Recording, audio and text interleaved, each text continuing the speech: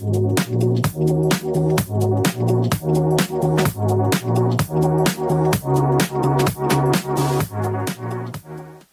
welcome, welcome. This is Andrea Epstein, and you are listening to a candid conversation on the Direct Impact podcast. We really like having our candid conversations.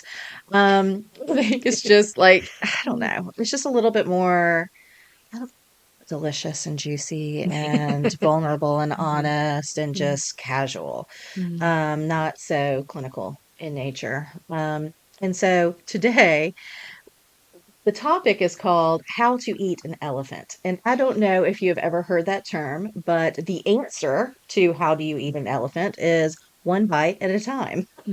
And it's really just the analogy for like, how do you tackle big projects? How do you tackle something that's monstrous and huge and overwhelming and dysregulating? Something huge like an elephant. Like, how do you eat that thing? And the answer really is like taking one chunk, one bite at a time at pace that is sustainable. So I wanted to talk about that. I wanted to talk about it because it really came up when we were discussing like this season and talking about the journal and our plan to recover journal. It is about taking one bite at a time.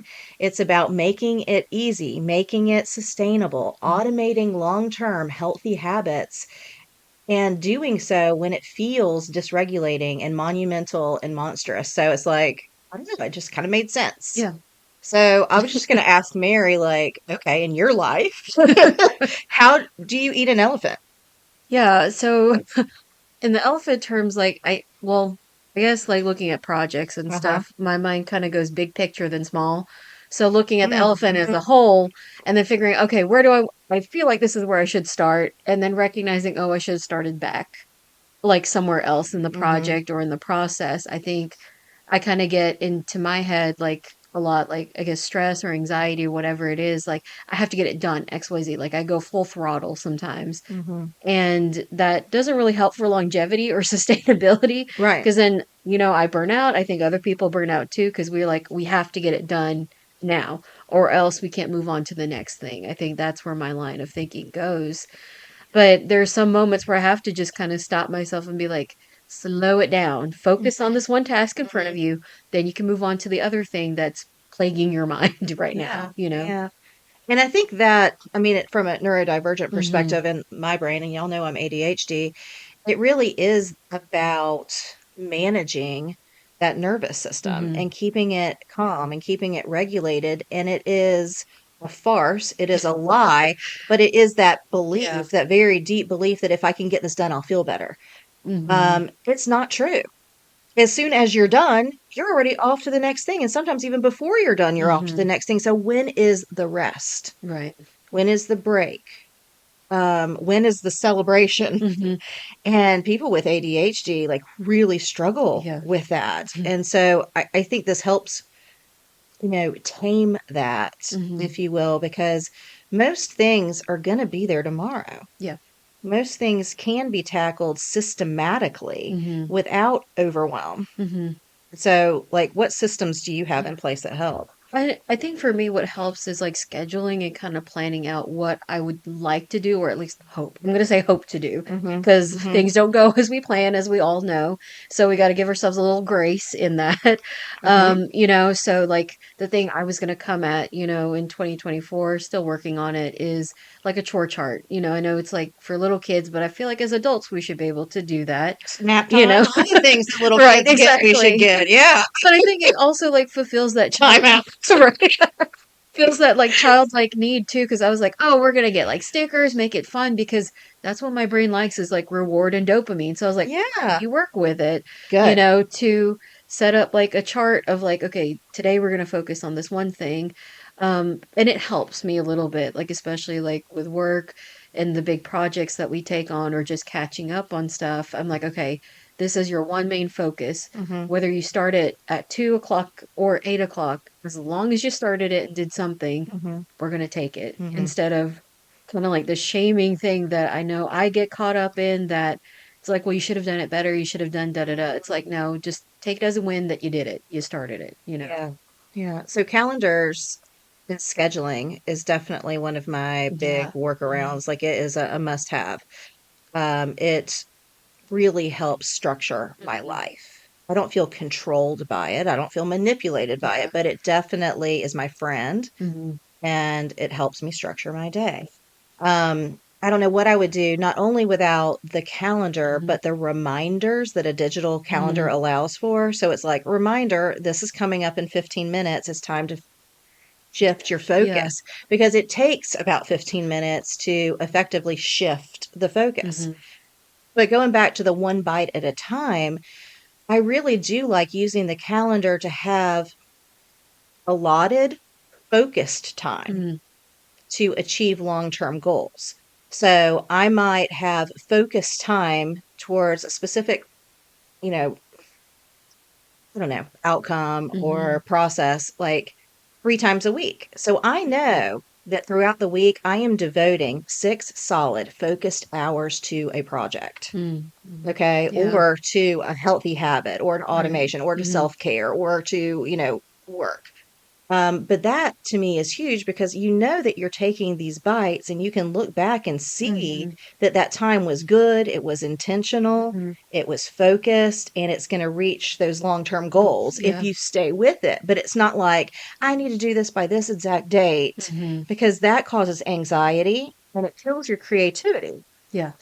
I mean, because with what you and I Yeah. do, Yeah. and most people do, there's an element of creativity in it. And we don't want things to kill or Mhm. destroy that creativity. And when your nervous system's dysregulated, and yeah, there's no Right. creativity in Yeah. that. So just a thought. No, I think it's a good point because I know from my friends and other people I've talked to who are creative or artists, that's one of the things Hmm. that I think kills that or makes it hard for them is when they are in that deadline mode. Like, I have to get it done by this time. And then they're trying to script, like, I don't have an idea. I don't know where to Hmm. approach this. Hmm. But I like that of like focus time or just being able to say, hey, like releasing that date or that stress helps a little bit to be like, Hmm. okay, here's how I can get the creative juices flowing again. Focus on my task. So asking yourself when you are, taking the bites, to Hmm. get through the whole an elephant, is it like, am I making time a tyrant? Is it like this overlord that's, making me nervous and anxious and overwhelmed? Am I, looking at the clock, Hmm. or the calendar in like a negative way? Yeah. Um, because that's huge. Hmm. And I know that we have some content that we've created Yeah. around the time tyrant and how to really like engage with time Yeah. differently. But I think it really comes into play how you orient to time, how you react to time, your, you know, misconceptions about Yeah. time, your learned beliefs about time when you're tackling Hmm. projects. No, Yeah. I agree with that. I think it's a good intuition to know yourself and your perception of like what time is, how to tackle stuff. Because I know for me, getting ready, I used to assume like 1 hour is what I need. No, but it's actually an hour and a half to get Yeah. it done. Yeah. And that's been a hard acceptance on Uh-huh. my end that I need to give myself that time and space to do that. Yeah. Because I know if I don't, I'm going to be scrambling in the morning and feeling even overly stressed. And here I am, like coming into work, like all adds up. Upset. Exactly. I couldn't do what I needed to do. And so that kind of affects, I think, how the rest of my day goes, or at least it gives, I don't have that recoil of like breathing down to de escalate to move into the next tasks. Mm, absolutely. So many things come up for me as you're talking. And also knowing that this season of our podcast, the Direct Impact Podcast, is really focusing on a healthy journaling practice. And our plan to recover journal allows you to very creatively um, personalize an AM routine and a PM routine Mhm. that allows for rest and renewal and priority and to really support your new healthy habits. So to me that came up. I was Mm. like, okay, this AM routine and this Right. PM Yeah. routine, it is huge when it comes to moving through Mhm. projects and tasks in a meaningful way Yeah. where you really do have that focused attention Right. because that's impossible if you're Hmm. coming into work dysregulated, Right. Yeah. discombobulated, and just like scattered. So like you, I started with an AM routine that was 15 to 20 minutes. And I was like, okay, it only takes this amount of time to very quickly roll out of bed. Heaven forbid I make that bed. Like I'm going to roll out and I'm going to, just dive into the basic necessities, no real time for self-care Mhm. or, easing into the Right. day or Yeah. having gratitude or any type of devotion or practice or grounding activities or stretching or whatever. And as I started to really embrace that, as I started working through my journal 3.5 years ago, my 15 to 20 minute routine in the morning is now an hour and 45 Mhm. minutes. And I feel freaking amazing when I get into my car. And for the very first time, I'm picking up a cup of coffee. It's in the car. It's not something I'm doing before I get into the car, but I have woken up. I have a Mhm. journaling practice. I have a devotional. I stretch. I move my body in a meaningful way. I am doing all kinds of things, meal prep, making sure that everything's packed, my lunch, all these things that I never did before because I didn't have a concrete AM routine that supported the way I show up in the Yeah. world. So, like, how do you eat an elephant Right. without a really good AM and PM routine? Mhm. I don't know. I don't know. And without my journal, it would have never happened for me. I'd still be rolling out of bed 20 minutes. And this podcast, this YouTube stuff, it would not exist because I wouldn't have any creativity in me to do something like this. Like it would be gone. Yeah. It just wouldn't exist. No, I even think Yeah. too, like when you talk about that, like how sometimes we are resistant. Like even like what you're talking about, my mind is like, yeah, I couldn't do that. But I feel like it would take time to set Years. these little small Right. years of setting these small goals to get to the big goal of That's right. I've got it. And I think a lot of us are resistant to those small goals because we want to see the big end goal. Mm-hmm. And thinking like when you're talking about productivity and time, I think of just ourselves as productive beings going to work. We are told it has to be done. End of day, it needs to be done, da da da. It'll be And there so tomorrow. we're so like right, riled up and it's It'll be like, there. no, it'll be there. So Yeah. what? Like, so what if Yeah. it's not done Yeah. at 5 o'clock? I've got tomorrow. And 15 minutes of focus time Mm, is going to be so much more impactful than 2 hours of crap. Because you yeah, weren't rested. You didn't have a good AM or PM routine. yeah. You're not working towards your healthy goals. And that's what I love about our journaling practice is that it allows you to steadily build momentum, grow, change, evolve, implement things, automate things over time. It takes as much time as you need. The point is Yeah. you're moving forward. You're not stuck anymore. We just shake off that stuckness, like be done with it and Hmm. dive into something meaningful every day because you can eat that elephant. You can eat 3 freaking elephants, and just keep moving forward at that pace. And eventually, I mean, it's going to be 10 elephants that you've gotten through without even thinking about it Hmm. because you just had healthy practices in place where you're like, one day at a time, I am taking one bite and I am cherishing and celebrating and enjoying that one bite. And tomorrow, I'm going to take another bite. Yeah.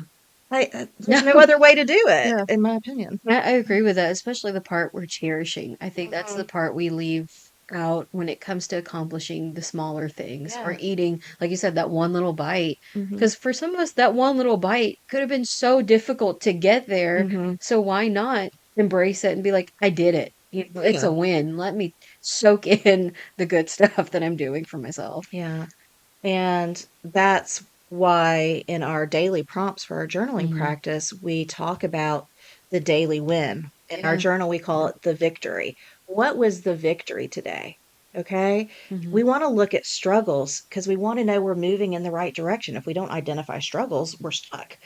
But we also want to savor the victories and be like, I am doing this well. Right. I showed up for myself in this manner and I did it for this many days in a row. Hmm. Like it's just, you want to be empowered and introspective. Hmm. I mean, that's how we grow and change. And that's why, we created the Yeah. journal the way we did. But to me, it's about that baby step or Hmm. that small bite that accomplishes the big goals. Hmm. You know, Yeah. and I love to listen to you, Mary, because it's like this is a woman that knows her brain.